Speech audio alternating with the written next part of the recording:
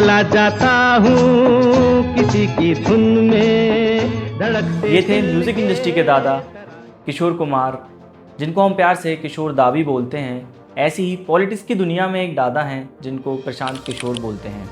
दो अलग दुनिया, लेकिन अंदाज एकदम लाजवाब। कौन है प्रशांत किशोर? एक ऐसा इंसान जिसका नाम ना कभी पॉलिटिक्स के बैनर पे देखा गया, ना कभी रैली में सुना गया, पर फिर भी इसने तय किया देश के सबसे बड़े चुनाव का नतीजा। एक ऐसा मास्टरमाइंड जिसने अपनी नैरेटिव के ज़रिए, डाटा के ज़रिए, स्ट्रेटेजी के ज़रिए पॉलिटिक्स की दुनिया को बदल के रख दिया। ईयर 2000 के आसपास एक यंग मैन बिहार के बक्सर से निकला और वर्ल्ड हेल्थ ऑर्गेनाइजेशन और यूनाइटेड नेशन तक जा पहुंचा। उन्होंने अफ्रीका और इंडिया में एज अ हेल्थ एक्सपर्ट काम किया।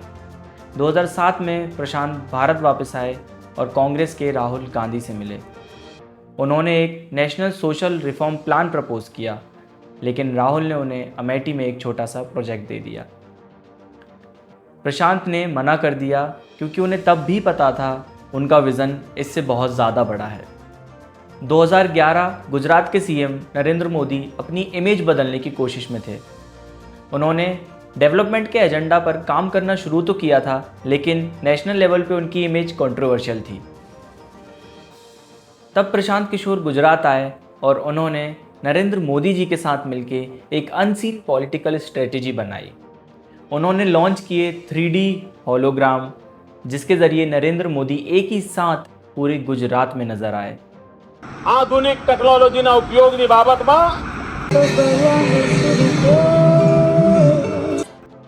रिजल्ट 2012 में नरेंद्र मोदी जी तीसरी बार गुजरात के सीएम बनते हैं और एक नया नाम उभर कर सामने आता है, Prashant Kishor the invisible campaign manager. उन्होंने बनाई एक वॉलंटियर बेस्ड डिजिटल टीम जिसका नाम था CAG, citizens for accountable governance.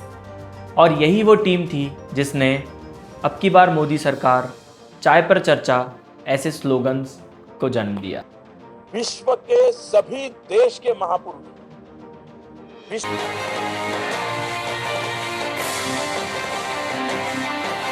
Modi चाय, मोदी चाय,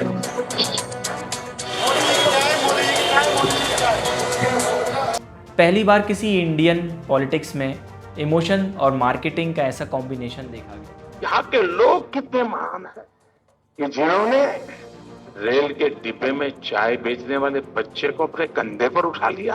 भारत माता की, भारत माता की।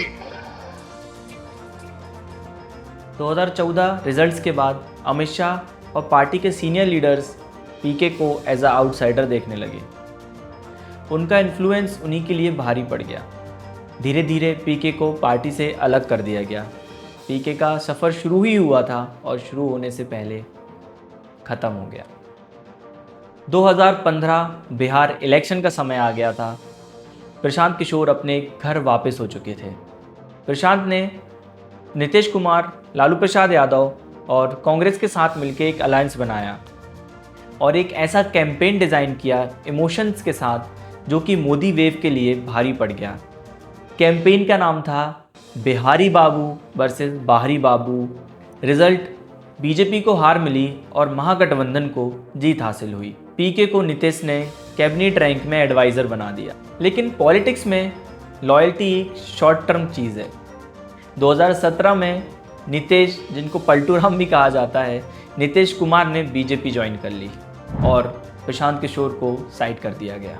फिर प्रशांत किशोर ने कांग्रेस के साथ काम शुरू किया और पंजाब में अमरिंदर सिंह को जीत दिलाई। लेकिन यूपी में खटिया सभा जैसी कैंपेन राहुल गांधी के लिए एक डिज़ास्टर बन गई। और इस खटिया सभा के कैंपेन के दौरान लोग सिर्फ राहुल गांधी को सुनने नहीं आते थे, वो खटिया उठाने आते थे। एक के बाद एक न्यूज़ चैनल पे एक चीज़ सामने आई कि राहुल गांधी और कांग्रेस की उत्तर प्रदेश में खटिया खड़ी हो गई। 2021 में PK ने ममता बनर्जी के साथ इलेक्शन संभाला और उन्होंने कॉन्फिडेंटली कहा था कि बीजेपी 100 सीट भी क्रॉस नहीं करेगी, और वही हुआ। ममता ने अपनी एक लैंडस्लाइड जीत हासिल करी और बीजेपी अपनी 100 सीट भी क्रॉस नहीं कर पाई। 2022 में PK ने पॉलिटिक्स को सामने से चैलेंज करने की कोशिश की और शुरू की जन स्वराज यात्रा। एम था बिहार के गांव-गांव तक पहुंचना और एक नए पॉलिटिकल सिस्टम का फाउंडेशन बनाना। ये दलित समाज के हैं, ये काबिल हैं जो दलित समाज के भी हैं। यही जन स्वराज का रास्ता और हर समाज से ऐसे ही लोगों को, जरूरी नहीं है कि अब कुछ लोग सोच रहा होगा ये भैया सब अधिकारी हो, होशियार थोड़े है ना। इस मंच पर बैठे हुए बड़े काबिल लोग हैं। अभी आप मिले गिरी जी से। 2 अक्टूबर 2024 में उन्होंने अपनी पार्टी जन स्वराज पार्टी को लॉन्च किया और मनीष कश्यप जैसे फेमस यूट्यूबर को अपनी पार्टी में ज्वाइन करा के फिर से एक हेडलाइन बना दी। भाजपा का पूर्व नेता नहीं दिखा, वो कई लोगों को दिखता है।